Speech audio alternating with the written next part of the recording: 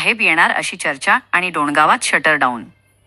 डोणगाव अन्न व औषध पुरवठा विभागाचे अधिकारी कारवाईसाठी येत असल्याच्या एका अफवेने आज बुलढाणा जिल्ह्याच्या डोणगावातील संपूर्ण बाजारपेठेत खळबळ उडाली.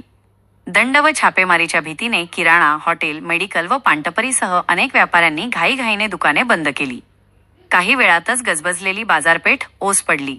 मात्र तासनतास उलटल्यानंतरही कोणतेही अधिकारी किंवा पथक न आल्याने ही केवळ अफवा असल्याचे स्पष्ट झाले.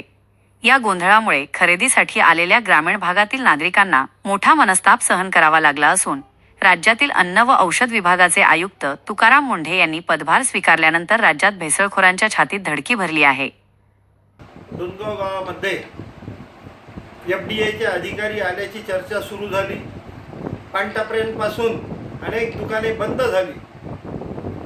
निश्चितपणानं तुकाराम मुंढेंसारखा दबंग अधिकारी या राज्यामध्ये प्रत्येक विभागाला लाभावा आणि प्रत्येक विभाग काटेकोरपणानं हे चालावं.